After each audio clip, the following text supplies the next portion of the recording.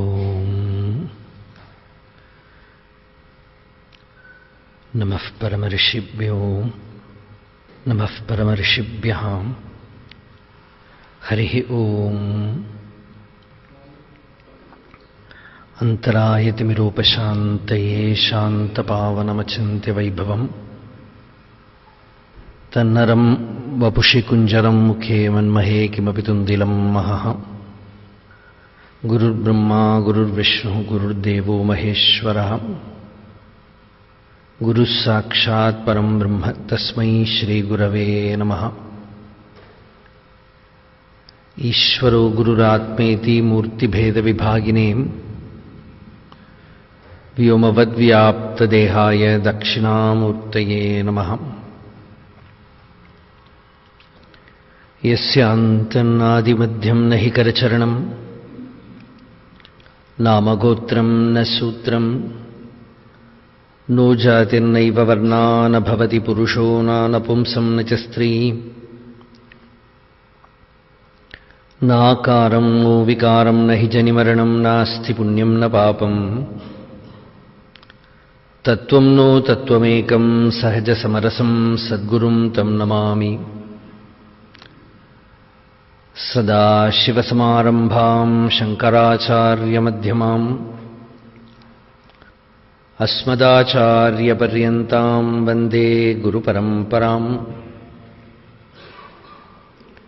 మౌనవ్యాఖ్యా ప్రకటితపరబ్రహ్మతత్వం యువానం వర్షిష్టాంతేవ సదృషిగణైరావృతం బ్రహ్మనిష్టైః ఆచార్యేంద్రం కరకలితచిన్ముద్రమానందరూపం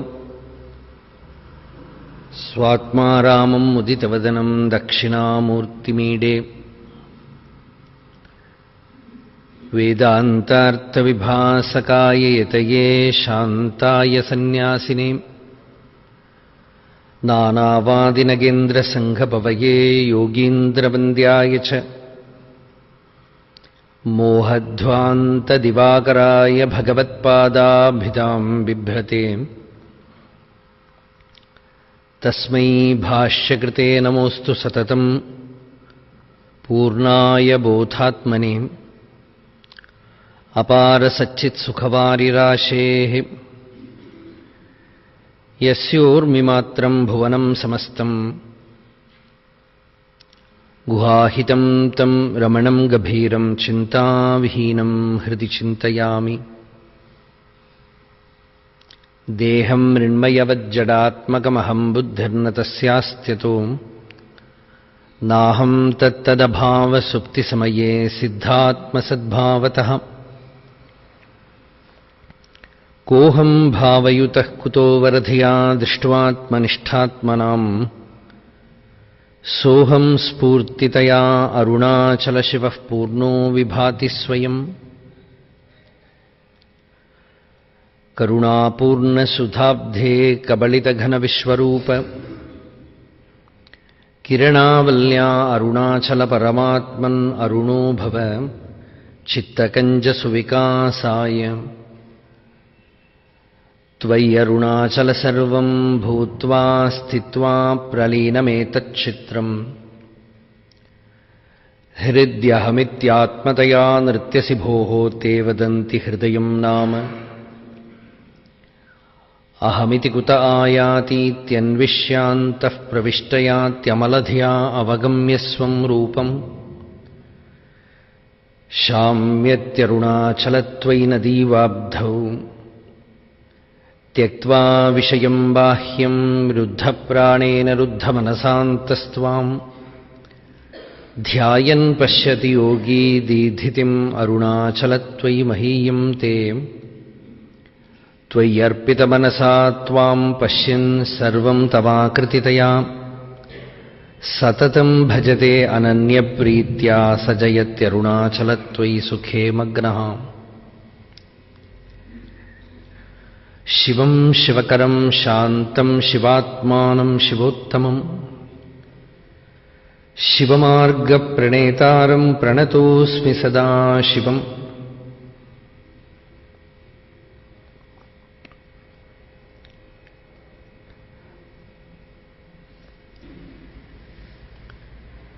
प्रकाशात्मिकया शक्त्या प्रकाशानां प्रभाकरः प्रकाशयति यो विश्वं प्रकाशो नः प्रकाशताम् परमाद्वैतविज्ञानं कृपया वै ददाति यः सोऽयं गुरुवरः साक्षात् शिव एव न केवलः।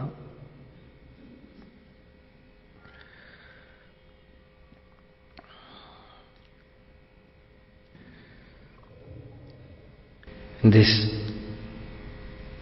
most sacred Tirtha Kshetra on the banks of Mother Ganga, and in this ashram every dust sanctified by saints, not only Shivanandaji Maharaj, before him many sages lived here, after him many lived. Swami Chidanandaji was there, Krishnananda Swamiji was there, and innumerable spiritual seekers, innumerable spiritual lamps were lit from that fire. So,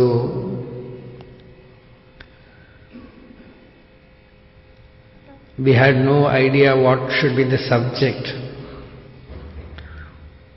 This is the 75th year of Vishwanatha temple.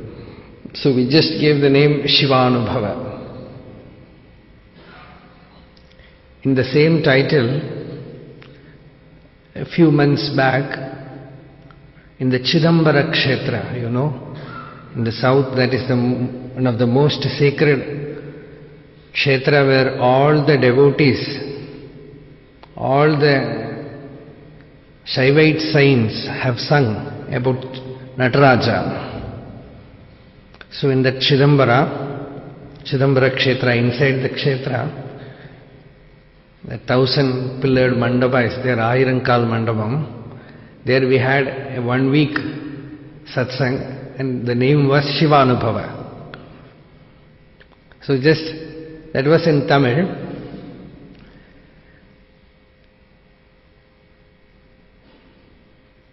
And the talk was in Tamil, the subject was also Tamil, because so many devotees of Shiva, they have sung on Nataraja. So there, inside that holy temple compound, we had a very unforgettable Shivananda Lahari. This is what Shankaracharya has given as the name for his 100 verses. Shiva Ananda Lahari. Lahari means, ecstasy, inundation. Kind of intoxication. So he said, Shiva Ananda Lahari. Another 100 verses are called Saundarya Lahari. That is on Divine Mother. So Divine Mother is Saundarya Lahari. We usually say Satyam, Shivam, Sundaram. So one is Shiva Ananda Lahari, another work is Saundarya Lahari, and the third one is simply Ananda Lahari. These 3 works are there in Shankara Stotravali. So that Ananda of Shiva experience, that bliss of Shivanubhava, and bliss of that beauty of Shiva. Divine Mother is the beauty of Shiva. Ramana Maharshi, his mother's name is Alagammal. All of you must have read it. Alagu in Tamil means beauty. And his father's name was Sundaram Iyer. Sundaram in Sanskrit means beauty. So his father's name was Sundaram, his mother's name was Alagu. So when he sang about Arunachala, he said, Arunachala, you are Ishvara and I am Jiva. There is only difference of name. Just as Alagu and Sundaram. Just as Alagu and Sundaram are two names in two languages which means same. Alagu means beauty, Sundaram means beauty. So too, Jiva means Chit, Shiva means Chit. Both are same. Only difference is in name. Vacharambanam vikaro namadheyam mrittigetyeva satyam, says the Upanishad. Only the difference is in name. So, Alagu Sundaram pol ahamum niyum mutru abhinnamayiruppom Arunachala. He sings Arunachala, let us be abhinna. Let this difference be removed. This I which stands away from you, from Shiva, as Jiva, let this ego, this ahankara be removed so that I will abide in Shiva. And that is the purpose of Vedanta. In the very song he says, Vedantate veru ara. The difference must be removed. I always remember when somebody asked Anandamayi Ma, today Swami Vimalanandaji was telling me that he had innumerable occasions of meeting her. So I remember one conversation when somebody asked Anandamayi Ma, Mataji, what is Vedanta? She said, Vedanta is Vedanta. In Bengali they use Va and Ba. Instead of Va, they use Ba. And in other languages also it is there. So Brindavan we say, Vrindavan, Brindavan. So she said, Vedanta is Vedanta. To remove this Bheda Buddhi is Vedanta. And that is the experience of Shiva. That Shivanubhava is not a separate experience. What we are is Shivanubhava. And that can be transmitted by a really illumined master, a Jivan Mukta Purusha, who abides in that experience of Shiva. He can transmit that experience to a mature disciple, adhikari. He can just transmit it by the might of grace. Sureshwaracharya says, it is there in Sutta Samhita. He quotes it in his Dakshinamurti Stotram Vartikam. There he says, Paramadvaita Vijnanam Kripaya vai dadadiyaha soyam guruvaras sakshat shiva eva na samshayaha. Paramadvaita Vijnanam, that supreme experience of Advaita, that Advaitic knowledge, how is it transmitted? Kripaya vai dadati, just by kripa. Just by the power of grace, it is just transmitted from the heart to another heart. That is what Bhagavata also begins with. Tene Brahma Hrida. Intellect is included. That intellect is also it is only a spark of that heart. So the intellectual knowledge is also transmitted along with the experience. In Bhagavatam we see Jnanam Vijnana Sahitam. And the Guru he gives both Jnana and Vijnana. Not simply first theoretical knowledge, then you have to practice and attain. It is only for Mandadhikari. For Uttama Adhikari, along with the Paroksha Jnana, Aparoksha Anubhava is directly transmitted by the Guru to the Shishya. So that Sureshwaracharya says, Kripaya vai dadati. How is it transmitted? By sheer grace. And what is grace? He says it is the prakasha of the self. The power of the Kripa Shakti is the power of Ishvara, the power of Atman, which is manifest in a realized soul, in a Jnani, in a Mukta Purusha. So it is always emanating from him like fragrance from a flower. And Paul Brenton sat before Ramana Bhagavan, he wrote it. Peace comes out from this sage like a perfume, like a fragrance which comes from a flower. So by that force only, seekers recognize a master. When Shivanandaji Maharaj was here, in those days it was more unapproachable. So many seekers flew to him. So many came to him from the whole world. What is it that drew, that pulled the souls? That Karshana Shakti, that Anugraha Shakti.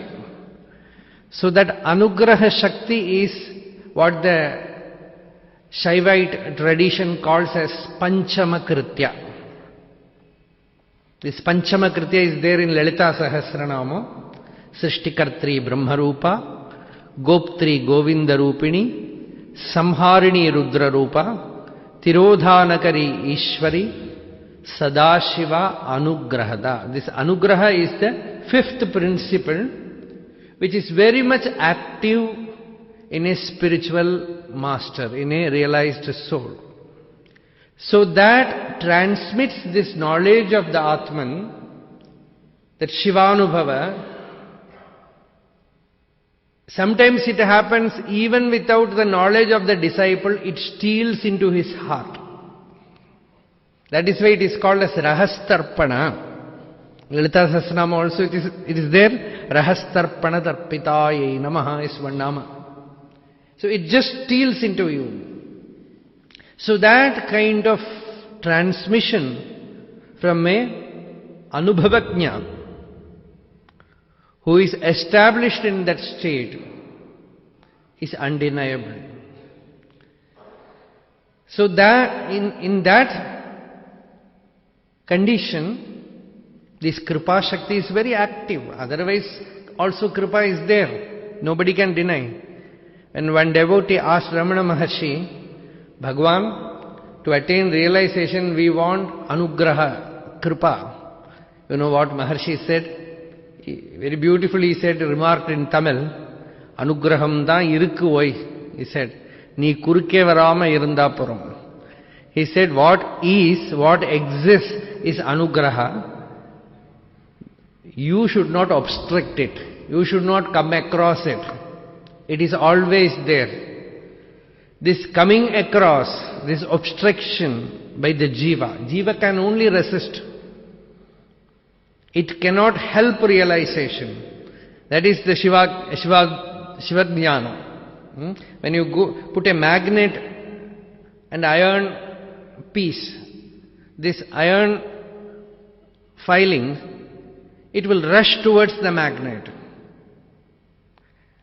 When you look at it, you will see this magnet is not doing anything. It is totally indifferent, udasina. And all the activity is done by this iron piece. It is with tremendous effort doing sadhana, rushing towards the magnet, is it not? But what is actually the thing happening? Actually, only the power of magnet is pulling the iron. Is the iron doing anything? Actually it is doing. It is resisting. It is actually, we know, physics will tell you, it is resisting. Overpowering its resistance, when it comes into the spot where it falls into the power of magnet, it rushes towards the magnet. So too, when a jiva becomes sufficiently pure enough to receive the power of grace, it is irresistibly pulled towards it. And the experience is transmitted. That is what which happened with Dakshinamurti. These 4 days, we are taking Dakshinamurti Stotra as the background for our talk. So that is what which happened in Dakshinamurti. Dakshinamurti, I will first narrate you one story told by Ramana Maharshi. Somebody asked Bhagavan about Dakshinamurti's story. And Bhagavan said, these 4 Brahma Kumaras, Sanaka, Sanandana, Sanatana and Sanat Kumara, these 4, they were born viraktas, nivritti dharmanaha. Shankaracharya says in Gita Bhashya, nivritti dharmam grahayamasa vedoktam. They were only for complete renunciation, no compromise. So they first decided not to get into this worldly life. Karma marga, pravritti marga. Pravrittim matparaha tyajed, says Bhagavatam. In Bhagavatam it says, nivritti is nivirtam karma seveta pravrittim matparaha tyajed. One who wants only God, let him give up this pravritti marga and take only to nivritti marga. So they decided, they were in search of a guru. So Brahma is there, is the first master. Of course, all Purana people, they make fun of Brahma.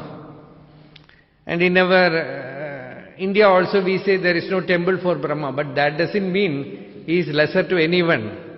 He is the first guru. Yo Brahmanam vidadhati purvam, yo vai vedamsha prahinoti tasmai.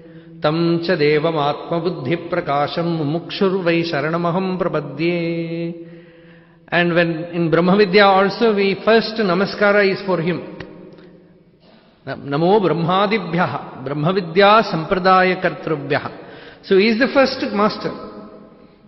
But when they looked at Brahma, they found he looked very much like an ordinary grihastha. And his work is also to create. And Saraswati Devi is sitting there playing Veena. He is enjoying that. So they felt, our father won't do.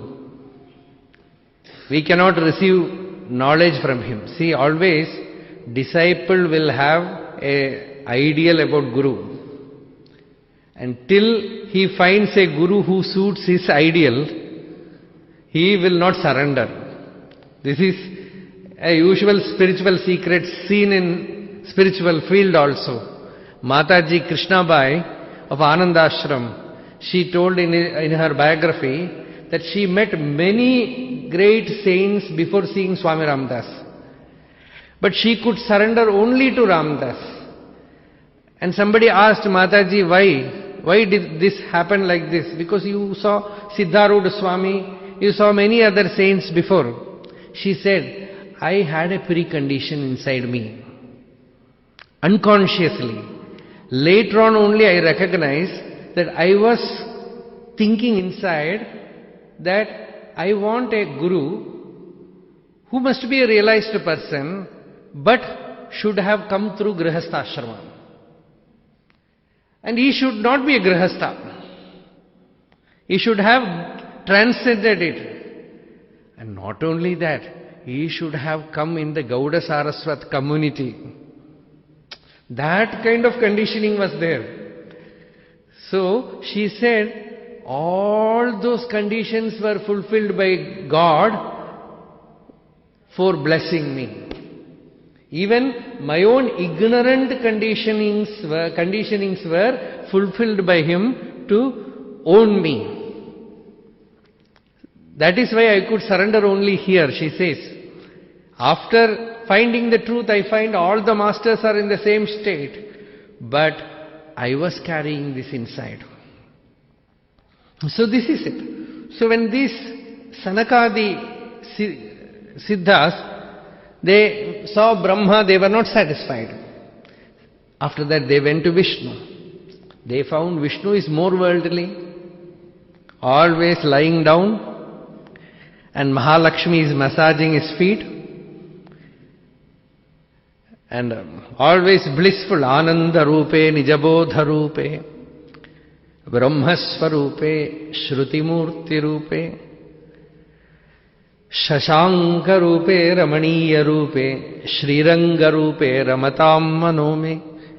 It's very beautiful, Ranganatha. But you see, if you go to Srirangam, you will find it's very luxurious. You know, when they have to give bath to him, you go to Srirangam temple, you will see 3 hours it will take, all putting oil and hot water, and this priest will come and touch the water whether it is sufficiently hot, not too much hot. After that only a very, very comfortable bath he will have. Everything comfortable. So they saw Vishnu like that. They said, our father is better. So we will go to Shiva. Shiva will be always doing tapas. Virakta Purusha. So they went to Kailas. See, this story is being told by Ramana Maharshi. So they went to Kailas.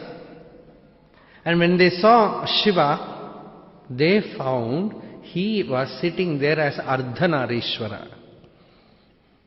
Half male, half female. He was sitting there as Ardhanarishwara. They were shocked. In the other places there was some distance. Here he has owned that woman. He has swallowed her. Shankaracharya says in Saundari Lahari that Divine Mother swallowed Shiva. One half she has already swallowed, and her thirst for swallowing the other half is seen in the entire creation.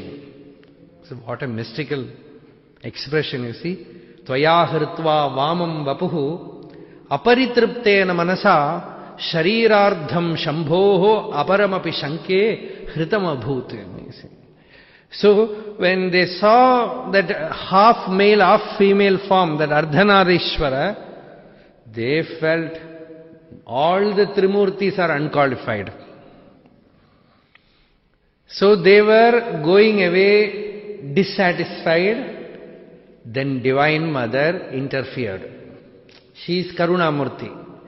Shivasya Karuna Yavai Swanubhutiriti Shruta. That is a beautiful shloka in regarding Shiva Tattva. It says Shivasya Karuna. That Karuna of Shiva is Swanubhuti. That Shiva's Karuna means when compassion arises in the heart of a realized soul, it just passes like a wireless force. It just hits you as Shaktipata. So Shivasya Karuna Yavai Swanubhutiriti Shruta. That Karuna, that Divine Mother, she interfered and she said, Lord, you should not expect the disciple to understand you. You should appear before them in a form which is appealing to them and bless them. Make them realize. You should not expect them to come to you. You should go to them. Then only they will understand. So take a form which will be appealing to them and teach them. Then Parameshwara took the form of Dakshinamurti. And the Sanaka, the Siddhas were coming down from the Kailas on a beautiful spot underneath a banyan tree. He was sitting, 16-year-old, very young, radiant, virakta, completely alone. In Mauna he was sitting there, and these all Sanaka, the Siddhas, they came and sat before him and said, Bhagavan, Adhihi Bhagavan Brahmeti. They said, O Lord, teach us that Brahma Vidya, that Shiva Tattva. Here also there is a small change in Ramana Maharshi's story. He said, for 1 full year, Shiva taught them. There is pramana for this also. Even in Bhagavatam, in Dakshayaga, you find Shiva teaching, Dakshinamurti teaching. So, Naradaya Pravojantam Prichate. So, there Dakshinamurti is transmitting this knowledge for 1 full year, and they were not satisfied, because every day they will come back with new doubt. The teaching goes on, doubt will come, and the Guru will clear the doubt, they will go satisfied, they will come next day with fresh doubt. And again the Guru will clarify, third day they will come with very, very fresh doubt. So doubt only flourishes. The doubt will never end till the doubter disappears. The first thing is ignorance, and the manifestation of ignorance is as ego. In Patanjali Yoga Sutra it says avidya, asmita. Next step is this asmita, this jiva bhava. So as long as you retain this jiva bhava, temporarily you are satisfied, but again after some time, the whole cloud comes back. So they will again and again come. And one day when they came, Lord sat in Shiva Yoga. That is Dakshinamurti's Maunam. And the disciples thought he will teach. They were waiting, waiting, waiting. No word was spoken, nothing was told, and the silence was so radiant. Days passed, months passed, years passed. Chitram vatataror mule, vriddha shishya, gurur yuva. Gurostu maunam vyakhyanam, shishyastu chinna samshayaha. That Guru is a wonder, and the disciples are also a great wonder. Ascharyo vakta, kushalosya labdha, ascharyo jnata, kushalanusishtaha. The Kathopanishad says, the Guru who teaches this Brahma Vidya is a wonder.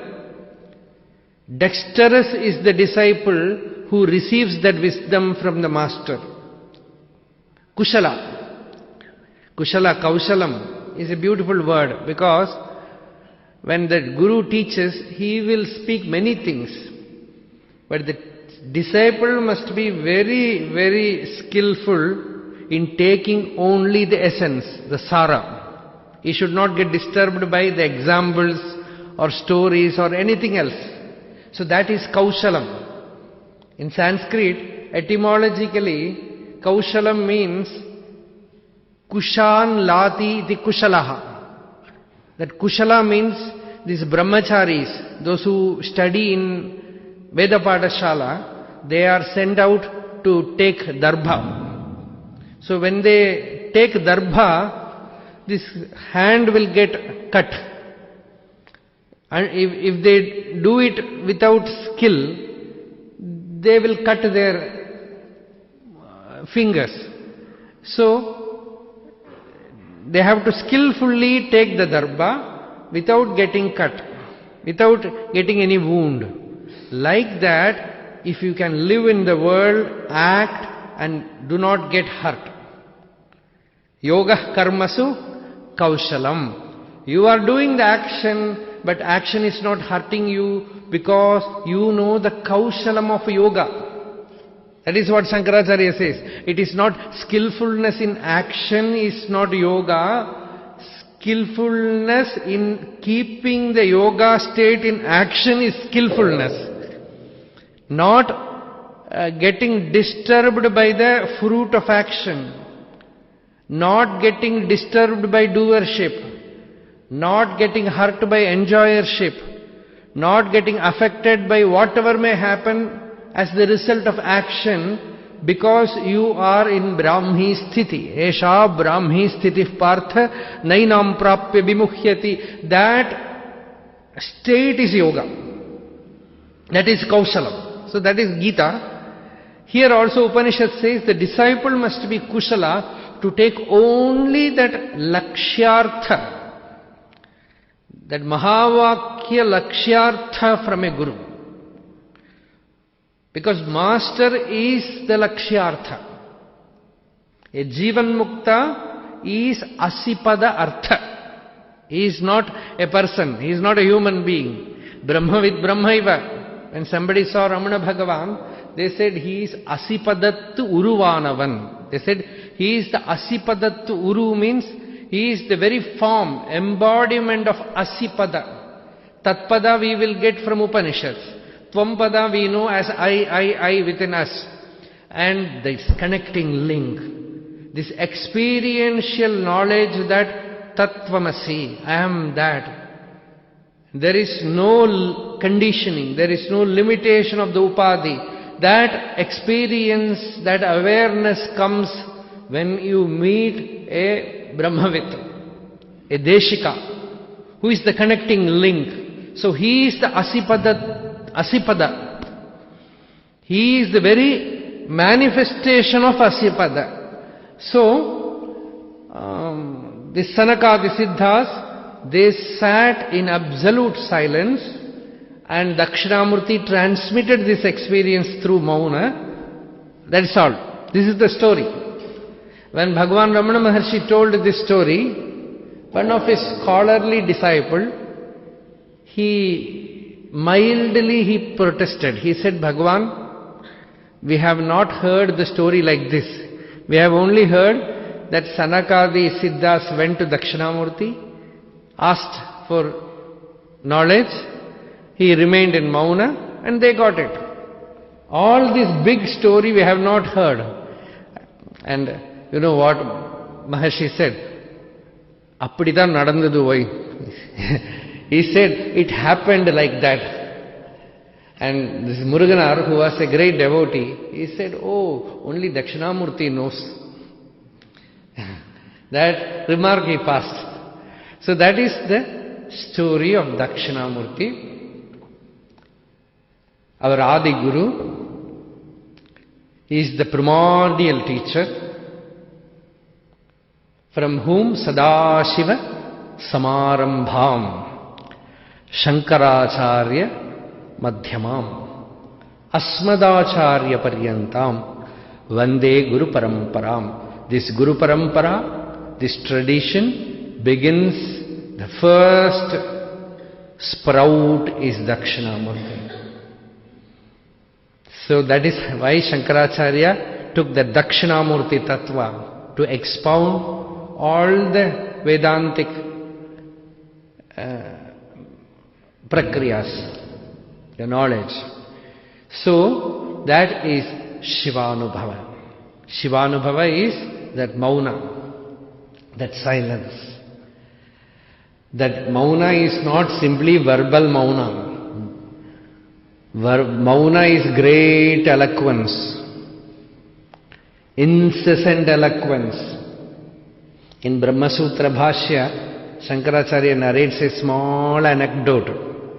In Ubhayalinga Adhikaranam, he narrates a small anecdote where a disciple approaches a teacher, Bashkali and Badhva, and tells the master, please teach me. And this disciple lives with the Guru for 1 full year and the Guru is not teaching. After 1 full year of service, this disciple asks, Master, I was with you for 1 full year, you never taught me. Then the Guru asked, when did I stop teaching? Incessantly I was teaching you. Brumaha khalu tvam tu na vijanase. I was always teaching you. I was constantly transmitting this experience to you, but somehow you managed to miss. Somehow you managed to obstruct. Brumaha khalu tvam tu na vijanasi. There Shankaracharya adds, avachane naiva brahma provacha. Without uttering a single word, Brahman was communicated. Brahma Vidya was communicated incessantly by a teacher, because even ordinary emotions, mostly we communicate in silence. Desire, envy, anger. Even ordinary people are able to receive it. Why not that greatest powerful experience? And it is transmitted very powerfully through Mauna. And all the Shastras are commentary for that Mauna. That is why one great master told, why did Shankaracharya write so many Bhashyas?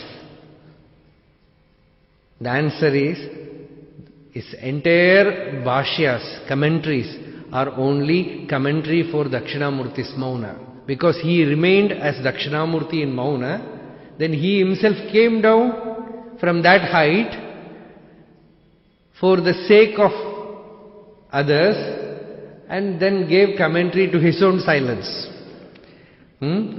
Ajnanantar gahana patitan atma vidyopadeshaihi tratum lokan bhavadava shikha tapa papachyamanan muktva maunam Vatavitapino mulato nishpatanti Shambhor murtihi charati bhuvane Shankaracharya rupa. That Shankara Vijayam is a beautiful sloka which says Shambhor murtihi, that murti of Shambhu, that murti of Shiva, charati bhuvane, it moves about in this world Shankaracharya rupa, as Shankaracharya. And why did it come down? The purpose is Ajnanantar Gahana Patitan. Those who have fallen into the enshrouding darkness of ignorance. Nothing is more torturous than ignorance. Nothing can torture you more than avidya. Because avidya gives the greatest suffering. Today, Swamiji Vimalananda Swami was telling, this body itself is a cancer. I also shared an anecdote with him that somebody told Ramana Maharshi that in ordinary human body, self-realization will not happen. You have to practice yoga, and as the result of yoga sadhana, the body will become disease-free. And only in such a Vijnanamaya Sharira, you will have realization. This was somebody's opinion. So they remarked, Bhagavan, somebody has written like this in a book. Bhagavan did not directly, he will never criticize anybody. So he kept quiet. After few minutes, he remarked, see, what did you say? Disease-free body. You know, body itself is a disease. If disease comes to it, you must say, disease has affected disease. Vyadhikku vyadhi vandirukku nu sollanum. This itself is a vyadhi. The greatest vyadhi. Vyadhi means any limitation is vyadhi. If you have a cut in your hand, that portion alone you will feel. So that is a vyadhi. Like that, you are the ananta vastu, but you feel only this much. That is a vyadhi. This limitation is a vyadhi. This upadhi is a vyadhi. In Tamil, we say upadhi means vyadhi. Upadhi is used as synonymous to vyadhi, disease. So, ajnana is the greatest vyadhi. You consider this body as me. And all the body's problems are superimposed on me. And suffer. And to have no ajnana is greatest bliss. Remove the ajnana, bliss is your real nature. And that is bhakti. In Bhagavatam, Navayogi Upakyana, there is a shloka which says, who is the greatest devotee? Dehendriya prana manodhiyamyo janmapyayakshut bhaya tarsha krichraihi samsara dharmaihi avimuhyamanaha smritya harehe bhagavata pradhanaha. He is the greatest bhagavata pradhana, greatest bhagavatottama, greatest devotee. One who is not unaffected, one who is unaffected by the birth, death, disease, old age of the body. So too hunger, thirst, etc. of the prana. So too desire, anger, etc. of the mind. Dehendriya, indriya and senses, the problem of senses. All these things are not adulterating his self-awareness. They are not clouding his inner experience of the self. They are all there in his body, but they are not affecting his Atmanishtha. Such a person is the greatest Bhagavata Uttama. So this is freedom, this is Jivan Mukti. Unless one has that state, suffering will come, difficulty will follow. There is no excuse. You cannot have excuse for ignorance. Ignorance is there. And the vasana means also ignorance. Vasana is about anything, the ignorance is not gone, illusion, moha is there, that is vasana. So vasana remains. So that creates this difficulty. So to be free of that is Shivanubhava. And for a really mature seeker, we have spoken that this Shiva experience comes through sheer grace. Means one indication, one word from the Master is enough. Many of these Shaivite saints in Tamil Nadu, they got it like that. Mostly the Mahavakya that is given to them is Chumma Iru. Chup Raho. That is the Mahavakya. Not Prajnanam Brahma or Aham Brahmasmi or Tattvamasi. It's simply be still. Be quiet. Chup raho. That is enough. There is one Thai Manavar, in one of his songs he says, for 12 years I served my Guru, and when he was about to leave, I just held his feet and cried, Master, you are leaving me. How can I live without your presence? And the Master said, Chuparaho. He said, Chumma ire. And you know, Thai Manavar says that one word worked like magic. The dam which was obstructing the ocean of bliss was open. And bliss rushed out. One word, Sonnadume Uru Solle. And the sollal vilainda inbattai enna solven. How can I express that bliss which came from that one word? So what is this? The same word, when spoken by another person, is not effective.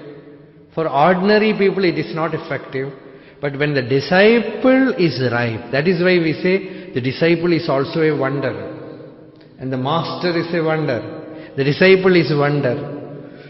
And that contact is the most wonderful thing that can happen. And the seeker is a real adhikari, one word. One look, even presence is enough. So, Dakshinamurti represents that ideal, that Shivanubhava is that experience of the self which comes to a disciple through the grace of Shiva. It can come through Upadesha also. In Shivananda Lahari, Shankaracharya says, Hey Shambhu, you are the greatest Guru. Give me that Upadesha by which my mind will attain greatest Sukha, Saukhya, Swasthata. He says, Tvat Padambujam Archayami Paramam Tvam Chintayam Yanmaham Tvamisham Sharanam Rajami Vachasam Tvameva Yache Vibhu Viksham Me Disha Chakshushim Sakarunam Divyihi Chiram Prarthitam Shambho Lokaguru Madhya Manasaha Saukhyopadesham Guru. Hey Shambhu, you are the Loka Guru, Jagat Guru. Give me that Upadesha by which I will have Saukhya. Shambho Loka Guru Madhya Manasaha Saukhya Upadesham Guru. So any Guru who gives that Saukhya Upadesham is Shiva. Here Shankaracharya prays to Shiva, Mallikarjuna. That is where he wrote this Shivananda Lahari. This Shivananda Lahari, Shankaracharya wrote in Sri Shaila. This is Dwadasha Jyotirlinga Kshetra. One Jyotirlinga Kshetra is in Andhra Pradesh, is this Mallikarjuna Swami. So Mallikarjuna Mahalingam Shivalingidam. It is there in Shivananda Lahari. So there Shankaracharya wrote this verse. Shivananda Lahari. So here he says, Lord, you are the greatest teacher. Give me that experience of Shiva, by which I will become Saukhya. That greatest well-being will come to me. Fulfillment will come to me. Give me that Upadesha. And Sureshwaracharya says, a master who gives you that fulfillment is Shiva himself.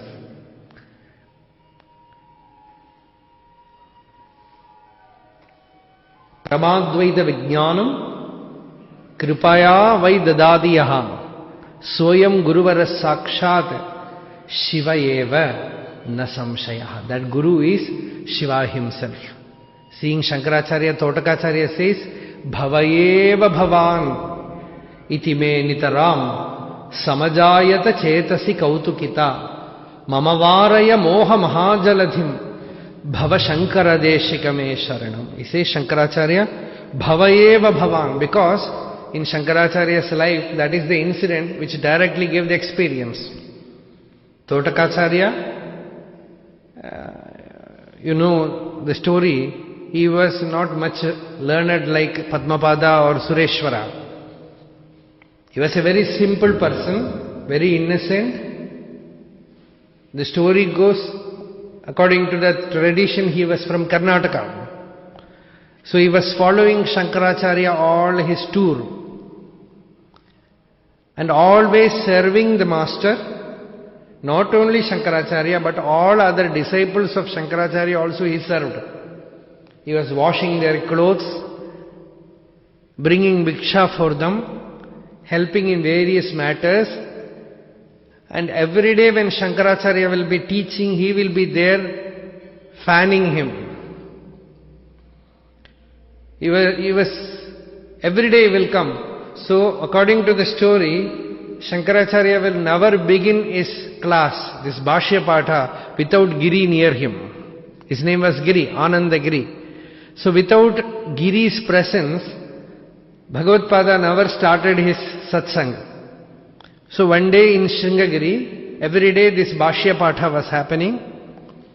and Giri will come. One day Giri was not there. He was washing the clothes in Tunga river. So Shankaracharya was, after Shanti Pata, he was waiting for Giri. All other disciples have arrived. They were all there. And Shankaracharya was looking where Giri is. He could see Giri there sitting, working in a distance. So some of his disciples, they said, why don't we start? Then Acharya said, Giri has not arrived. Let him come.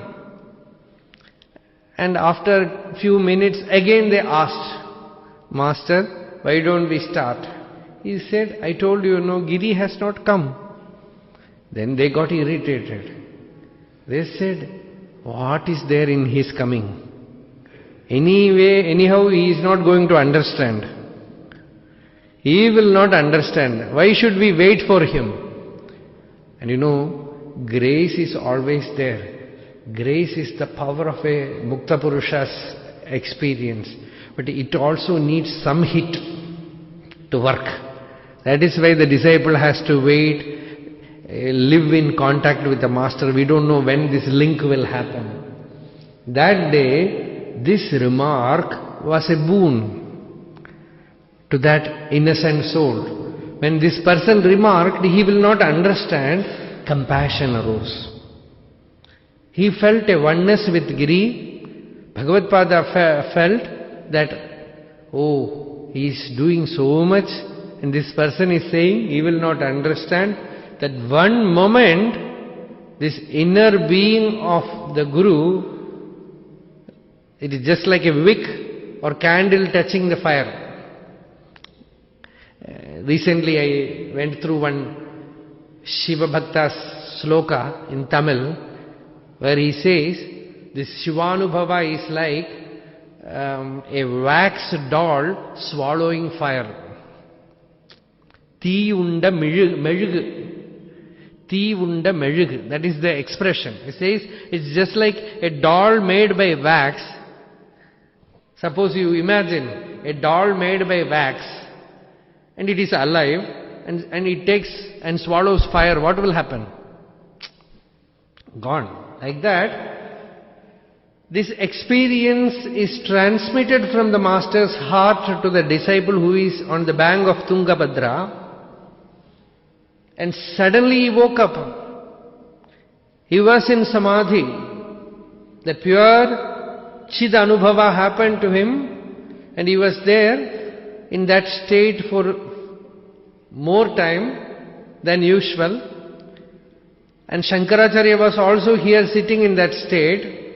After a few minutes, he rushed to the Sannidhi of Guru. There he sang these 8 verses, Totakashtaka.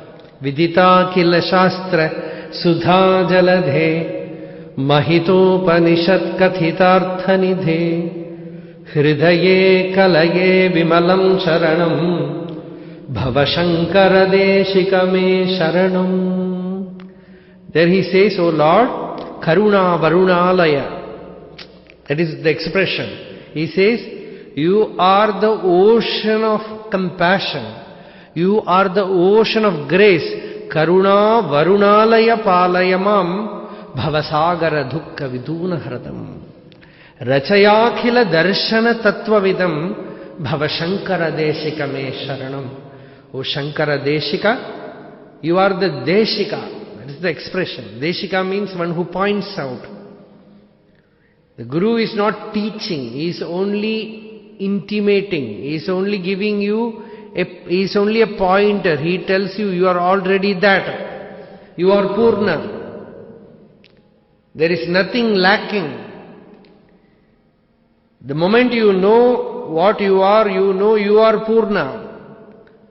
Ashariram. Sarvagatam, Nityam, that is your real nature.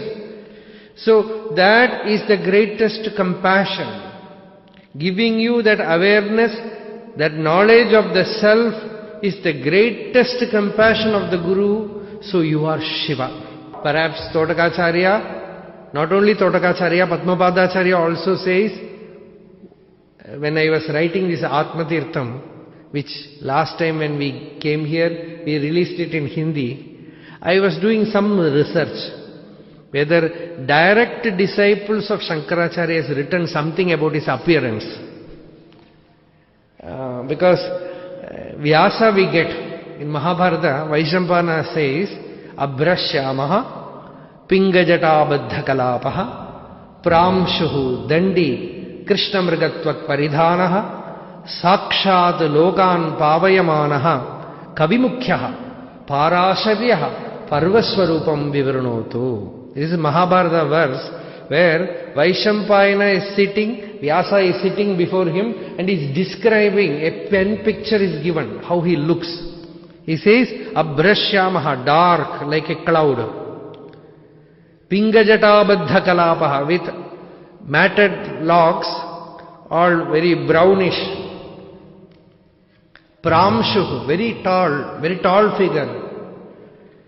Krishnamrigatvak paridhanaha, he is wearing the Krishnamriga, its skin, its leather. Krishnamrigatvak paridhanaha, and his very presence, he is the Kavimukhya, the greatest sage, greatest poet. Sakshad Lokan Pavayamanaha, by his mere presence he purifies the world. Parasharyaha, the son of Parashara. Parvaswarupam Vivranotu, let him reveal the import of this Mahabharata to me. After chanting that verse he begins. So we also always chant that verse. So a pen picture is given. Like that I was searching for Shankaracharya's picture. What we have got is only somebody has painted. Ravi Verma has painted to perhaps 80 years back or 100 years back. And that is all taken from some Shilpa. So real picture we don't have. So when we see Padmapadacharya's verse, he says, Namami abhogi parivara sampadam nirastabhutim anumardha vigraham anugram unmridita kalalanchanam vina vinayakam apurva shankaram. He says, I worship that Shankara, that Shiva. This Shiva is not the Kailasa Shiva, but he is the same principle. He says he is the same principle. That Shiva is Ugra, he is Anugra, very peaceful. And that Shiva has all the bogies with him. Bogi means snake, serpent. Bogi also means people who enjoy worldly things, worldly people. But abhogi parivara sampadam. Here this Shiva has all the parivara. His followers are all abhogis, all sannyasis. They are not after worldly life, they are all monks. Abhogi, that is his wealth. Shankaracharya's wealth is yati dharma. So all the sannyasis are there, abhogi parivara sampadam. Our Swamiji was also like that. Shivan Swami gave sannyasa to innumerable people. So abhogi parivara sampadam. Nirasta bhutim, no outer manifestation of powers. Anumardha vigraham. Just like that, apurva shankaram. He is also a Shankara, Shiva. So, the disciple, when he looks at the master, he feels he is not a human being, he is Shiva. When the disciple has such a vision, it is sure that the disciple has got realization from the master. When we generally say Guru Brahma, Guru Vishnu, Guru Devo Maheshwaraha, that is a verse which everybody chants. But when a disciple has really that vision, when I have seen Kunju Swami in my younger days, childhood I have seen, who was with Ramana Maharshi for from 1920 to 1950. 30 years he was with Maharshi. So when some famous person came to Kunju Swami, that is a very touching incident, because Kunju Swami was at that time 90 years old. And this person is a very famous person. He came to ashram after 10:30 night, 11 o'clock night. And he came and had contact with ashram management, and he said, I want to meet Kunja Swami who was with Ramana Bhagavan. Because he is very famous, so he could not come in the daytime. The people will crowd around him. So from his side it was all right, but he was coming to meet a very old person, very old saint. So that he was not at that time considering, but he came night 10:30 or 11, and this devotee went and said, Swami, somebody has come to see you. He was awake, very alert, sat there, and he did namaskar. This person did namaskar. Kunja Swami said, no, don't do namaskar. Namaskar is all for Bhagavan. He said, no, you have seen Bhagavan Ramana Maharshi. And the answer was so startling to me. Then only this mantra revealed. You know what he said? See, I have not seen Ramana Maharshi. He is not something which can be seen by the eyes. It is very spontaneously he said, I have never seen, nobody has seen him, and he is not something which can be seen. He just said that very naturally, spontaneously. See, to see the Guru as something which cannot be seen is the real seeing. Pashyannapi cha na pashyati mudaha. When we say, in Bhagavatam, it's a beautiful verse in Bhagavatam, Pashyantopi na pashyanti, pashyantam parameshwaram. They always see, but they don't see the seer. And the seer is the Parameshwara. And the real master, he makes you abide in the seer. He makes you get a glimpse of the seer. And then you recognize master is not the body. He is the pure spirit. He is the pure Brahmavastu. So that kind of vision, you are over. Then it comes the real disciplehood. The master, guru, difference is gone. Na shasta, na shastram, na shishyo, na shiksha, na chatvam, na chaham, na chayam prapancha, swarupavabodho, vikalpa asahishnuh, tadego vasishta, shivah kevaloham. Neither the teacher nor the taught, no teaching, no world, no I, no you, only pure awareness. That pure Shivam alone is. And what is Shiva? What is Shivanubhava? So that Shivanubhava is being transmitted, given through traditions, through parampara, through innumerable parampara, which has begun from Sadashiva, has reached our master, and through him it has come to us.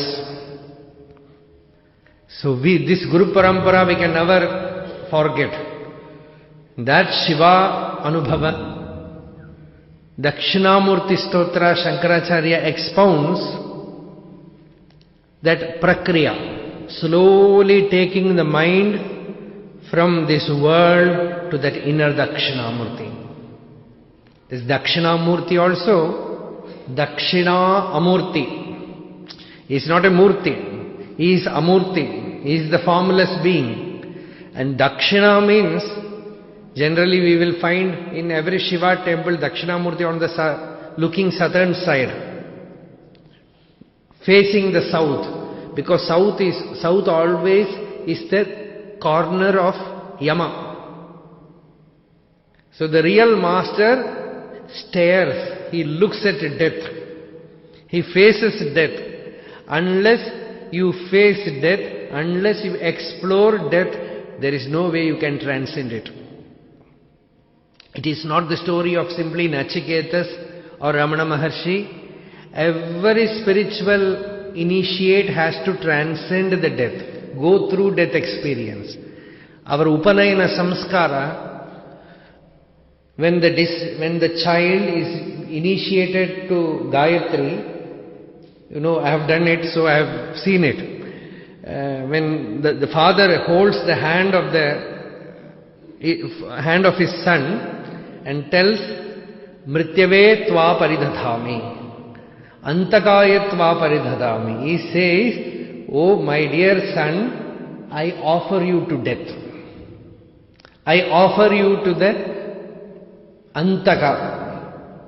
Go to him and come back with Gayatri. The Veda gives a beautiful episode of this happening.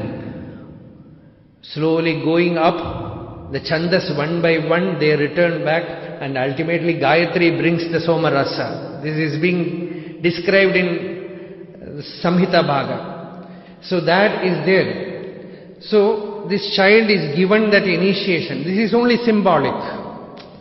Neither the father knows, nor the son knows, nor the priest understands. This is, because this is a mystical thing which can be known only from a realized saint. But still we are keeping it alive, at least it is available to see. So that is there. So Nachiketas, this Kathopanishad issue, the story is not something which is separate. It is there in our tradition. We are every Vedic tradition, it is followed. The child is initiated to see death, because Shiva means death. Mrityave swaha, Mrityave swaha. Sri Rudram, we say, Lord, you are death. And death is life. Unless you touch death, there is no life. In Ramayana,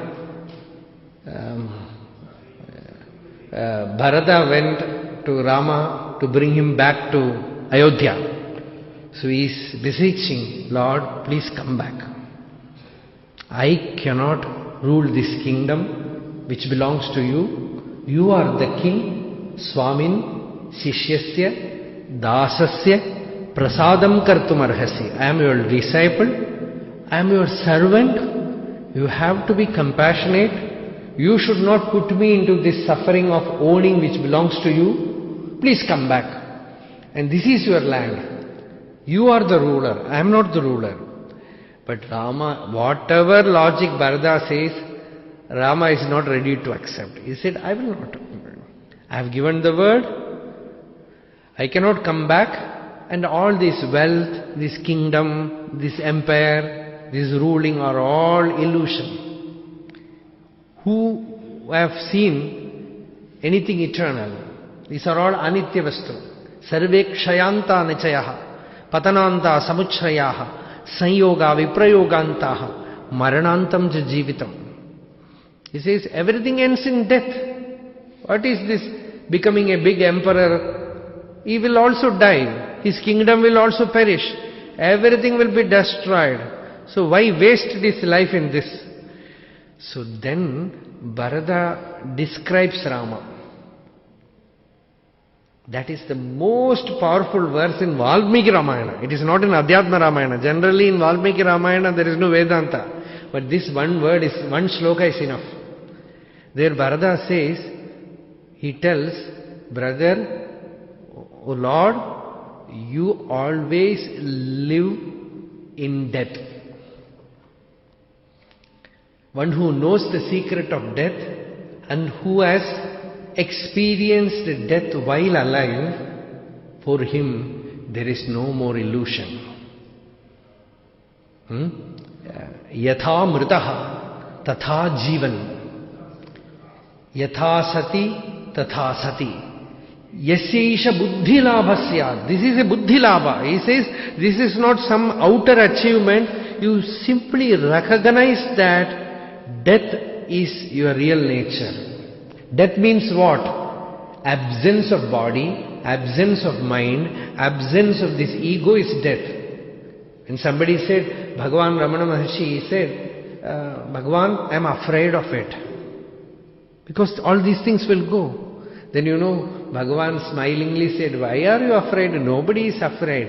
Every day you prepare yourself for that state in deep sleep. You arrange the bed, you put fan, every day there is only one hope that you will get good sleep in the night. And what is that state?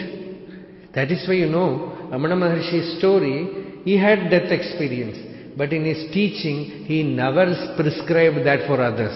He never said you should have death experience. He only said you are already having it in deep sleep. Every day you go into that state and have the experience of bodilessness, mindlessness, egolessness, worldlessness, and no joylessness you are not experiencing. When everything goes, happiness alone remains. And that happiness you relish. Every day you come back, you cherish to go back to that state.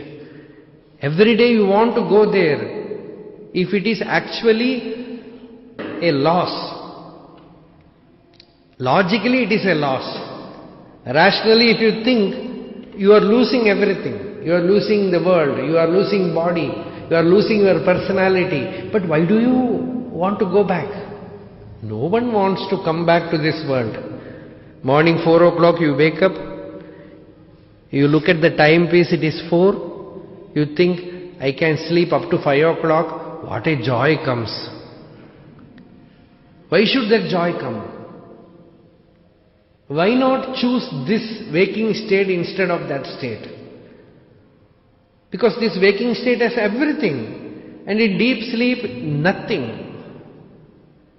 Even your own ego sense is not there, your personality is not there, you are nobody there. That is the chief problem which Indra tells Prajapati, Indra tells Prajapati in Chandogya Upanishad.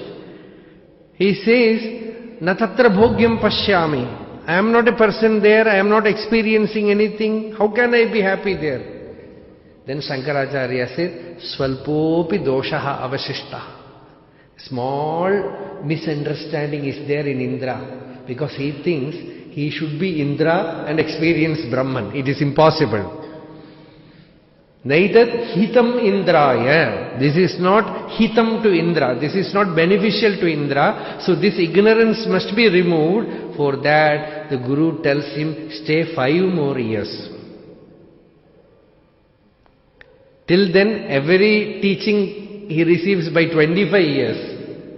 Lastly, when he has sufficiently explored the state of deep sleep, where there is no world, no body, nothing, and comes back saying, I don't find anything. So when somebody said, in deep sleep there is nothing, I don't have any knowledge. Bhagavan, Ramana Maharshi said, see, you have sufficient knowledge, you already have seen that there is nothing. That is very important. Now you find what is that nothing. Who experiences that nothing? So experience is undeniable. Aparilupta chaitanya swabhava. The very nature of the self has no lopa. It never disappears. Abhava is not for existence. That Sadvastu can never experience abhava. One thing that is impossible for God, we will say he is omnipotent, all-powerful, but he is powerless in one point. That one point, you know what it is? He can never cease to exist. It is impossible for him to non-exist, because his very nature is existence. It is impossible. He is here and now. So to recognize it, to make you recognize that your very self is Shiva, your very experience of I is Shiva, is Dakshinamurti Tattva. In Shaiva tradition, it is, we are not taking this non-Vedantic Shaivites, just we are taking what we have come in the tradition. Namo aham padarthaya lokanam siddhihedave sachidananda rupaya shivaya paramatmane. This Shrikantha Bhasha is there for Brahma Sutra. The Dhyana Shloka is this. The first dhyana sloka, the very beautiful dhyana sloka, he says, who is Shiva? Namo ahampada arthaya. He is the real import, implied meaning of aham, as I. When it is there in you, experienced within as I, the real meaning is not Jiva. The real meaning is not Shiva, is not Jiva, it is Shiva. Namo ahampada arthaya. Lokanam siddhi hedave, and he is the cause for siddhi also, realization also. Satchidananda rupaya. What is his real nature? It's Satchidananda. Shivaya, Paramatmane. To that Shiva, who is Paramatma, who is God, to him we bow. He is Aham. That Aham, that Shabda, that first person, in Sanskrit it contains everything. Because our language begins with A and ends with Ha. And if you close your mouth, it is So Aham contains everything. It is all inclusive. It is Shiva. So the entire Dakshinamurti Tattva is revealing the real nature of the self. If the disciple is sufficiently mature, few words are enough.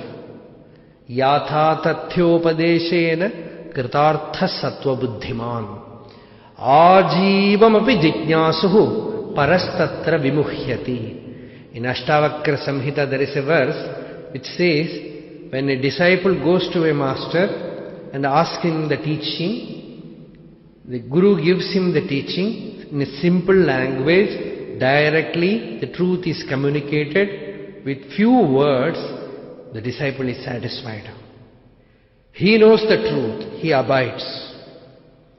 The other person who is not a real seeker, all his life goes here, there, reads this book, goes after many teachers, receives every knowledge, and the result is confusion. The result is confusion. We see so many people, because Tiruvannamalai is also almost like Rishikesh. All kind of seekers come. And season is also there. We know in Rishikesh also it is there. Season time, many teachers come, many books come, everything come. And the result is many are there who gets confused also. But a real seeker will never get confused, because he knows intuitively, he recognizes the moment he sees a realized soul, and that contact is, the thing is sealed. Even after coming in contact with a real master, he no more even seeks realization. Na mokshasya akamcha vibhavavancha vichaname na vijnanapeksha shashimukhi sukechhape na punaha. He is not after anything. He says, because I have seen truth in the master. He is Brahman. And the very recognition, one of the saints of Shiva Bhakti tradition, I have to finish few minutes, this Manikya Vachakar, I will, if time permits, I will narrate that story a little bit later on. He was the minister of Madurai king. So the king one day told him, go to the seashore, good Arabic horses have come, go and buy them. And gave lot of money. Inwardly he was a seeker, a devotee. So he went to the seashore. On the way, in a village, he stayed. And the story is, long before this minister came, Lord has arrived there and has put his camp with 1,000 disciples. A big group. As a teacher, he was camping there. But those village people thought, some great Mahatma has come. So they were serving them. And they told this minister that a great Mahatma is living in our village, go and see him. This minister went and saw the teacher is sitting under a tree and all the disciples are sitting around him. One look at the teacher, this Manikyavachakar recognized it is none other than Shiva. And in the Tiruvachakam, his work, he wonders not about the Lord, he is not wondering about the vision, but he is wondering about how he recognized. Shivan avan ena therinan kanga. He says, how is it possible? So many people missed. So many of them saw him. They saw only an ordinary good scholar. But the moment I saw through him. I saw that here is Shiva sitting. How is it possible to recognize him without his grace? So, even Shiva Jnana is given by him. Shiva Jnana is Shiva himself. The very Jnana is Shiva. So to know Shiva, you need Shiva already inside you. So the moment you recognize a real teacher, the job is over. The job is over. Because the recognition is impossible without experience. So experience makes you recognize the experience in another person. So that very recognition is experience. Very recognition is Triputi Rahita Jnana. Unless that Jnana manifests, it is impossible to recognize. So that happened. In Sanakadi Siddhas also they recognized Dakshinamurti like that. And many people. Muruganar, one of Ramana Maharshi's prominent disciples. One journalist later on went to see Swami and asked him, Swami, what sadhana did you do to realize? Swami said, sadhana? What do you mean by sadhana? He asked. No, what meditation? Then he asked, meditation? Bhagavan did not give me time even to close my eyes.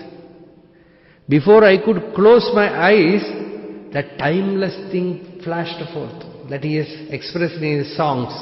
He says, for many lives I was missing that experience, missing that Shiva. Nambattahada poi nyalattai nambi Shiva Shampadattai naan izhandhen. Shambaramadundi Shiva Shampadattai naan izhandhen. I just missed that Shiva experience. And that Lord came in this form, this beautiful form, and again made me re-own it. Gave me back that experience of Shiva. He again gave me back. By that I am completely free. So that is the expression. So, the moment you recognize the Master, you are having the flame of Shiva experience in you. Without that Shivanubhava, recognition of Shivanubhava in another person is impossible. So the whole thing is Atmanishtha. It is subjective. When you have to see it outside, you have to have it inside. So that is it. And this Dakshinamurti Stotra is a pure Vedanta Grantha which Shankaracharya has given. I don't know whether I will be able to complete all the verses. I will take 2 or 3. There, Shankaracharya is slowly doing this prakriya of taking the mind from Vishwam to Vishwam. Whether you have, if you have seen Dakshinamurti Stotra, you will find already this commentary is there. We do not have enough books. A few books I have brought. This Dakshinamurti commentary we have written begins with Vishwam and the hymn ends with Vishwam. Because in the first Vishwam, Vishwam Darpana Drishyamana Nagari Tulyam. Nijantargatam pashyan atmani mayaya bahirivodbhutam yatha nidraya yat sakshat kurute prabodha samaye swatmanamevadvayam tasmai Shri Gurumurtaye namaidam Shri Dakshinamurtaye. Every hymn ends with Tasmai Shri Gurumurtaye namaha idam Shri Dakshinamurtaye. So Vishwam is the thing. Vishwam, if you look at the dictionary, you will get the meaning. Vishwam means world, universe. But in Vishnu Sahasranama, what is the meaning of Vishwam? First name is Vishwam. What is it? It is Vishnu. Vishwam is not world. Vishatehe praveshanat tat srishtva tadevanupravishat tadanupravishya satchatyacha bhavate niruktancha niruktancha nilayanancha nilayanancha vijnanancha vijnanancha satyancha nirtancha sasatyamabhavate. The Shruti says, Lord created it, entered it and became everything. Good, bad, everything. Beautiful, ugly, everything He became. Real, unreal, everything is He. So this world He is nothing but Ishvara. But dictionary meaning is world. Vyasa's meaning is Vishnu. Traveling from dictionary to Vyasa is Vedanta. That is all. Your traveling is from dictionary to Vyasa. Dictionary is our experience. Vishnu Sahasranama is the experience of a Jnani, knowledge of the Jnani. Thus, idam hi Vishwam Bhagavan. That is Bhagavata Diksha. Narada, when he starts Bhagavatam, he tells Vyasa, idam hi Vishwam Bhagavan ivetaro yato jagatstana nirodha sambhavaha tadhi swayam veda bhavanstathapi vai pradeshamatram bhavadah pradarshitam. This universe is nothing but Lord. You know this. From Him everything arises, in Him everything resides, and unto Him everything goes back. Janmadhisyayataha. So the purpose of Bhagavatam is make everyone recognize that whatever they behold, whatever they see is Atma, it is God, it is Ishvara. Vishwam pashyati karya karanataya swaswami sambandhataha shishya acharyataya tathaiva pitruputradi atmana bhedadaha swapne jagradiva yayesha purusho maya paribhramitaha. That is the answer. When you see world with all plurality, it is maya paribhramitaha. It is the ignorance that is manifesting. Remove the ignorance, the entire universe is Shiva, Ashtamurti. That we will see slowly in these 3 days. Bhurambamsi analo anilo ambara maharnatho himamshuh puman ityabhati characharatmakamitam yasiva murtyashtakam. This universe is Shiva. This world is Shiva. There is no world for the knower, only Shiva is there. For the ignorant man, there is only world, no Shiva. Hiranyakashipu and Prahlada are standing in the same room. Hiranyakashipu is asking, where is Narayana, where is Narayana? And Prahlada says, where is the world? There is no world. Actually, Lord manifested from the pillar, not for Prahlada, only for Hiranyakashipu. Because for Prahlada there is no pillar, only Vishnu is there. There is no necessity for him for seeing Lord as Narasimha. Tvam vayuragniravane vyadambumatraha pranendriyani hridayam chidanugrahasya sarvam tvameva saguno vigunasya bhuman nanyattvadastiyat mano vajasaniruktam. In Prahlada Stuti, Prahlada says, Lord, I have no need to see you in this form. For me, this earth, water, fire, air, space, sun, moon, all the stars, everything is Vishnu. So there is no necessity for me to see you as Narasimha. I am not afraid by this terrible form, because something more terrible is there. This is ignorance, this samsara. I am not afraid about this form. For me, this entire universe is Shiva. So that is Shivanubhava. As we are not feeling that it is Shiva, as we are feeling ladies are sitting this side, men are sitting this side, but the Upanishad says, Tvam stri, tvam pumanasi, tvam kumaraha, utava kumari, tvam jirno dandena vanchasi, tvam jato bhavasi vishvato mukaha. That vision is Shivanubhava.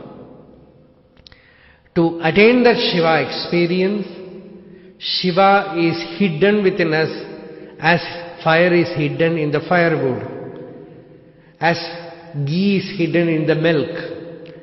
Viragil Thiyinan, Palil Neipol, Marindu Nindrulan. This is a beautiful song by Tirunavukarasa Swami. He says, who is Shiva? He says, he is like fire in the firewood, he is like ghee in the milk, and he is hidden inside you. You have to churn him out. Urabukol nut, by having a relationship with him, by loving him, by deep meditation, churn him out from within. Unarvu kaitral earth, Muruga vangi kadaya munnikkume. He will come, he will surface. Just as butter comes from the buttermilk, that experience will come from within. That Shivanubhava will arise from within. So for that, put a little effort of listening, doing reflection and deep nididhyasana. That is what all the saints say. So this Shivanubhava, in this ashrama of Shiva, our Swamiji is also Shiva. He is Shiva. Shivananda is Shiva, and not only as a Brahmavit is Shiva, he has come in one of the greatest Shaivite tradition of Appaya Dikshita. So, he is one of the greatest Shivanubhava Swarupa. So, in this sacred spot, we are having this Shivanubhava. We will continue tomorrow evening. Hara Namah Parvati Pataye Hara Hara Mahadev. Yato mamatma bhavasi tumeva tato navachyam mama kinchitasti yathataveshtam kurumam tathaiva tvam atmanatham ramanam bhaja.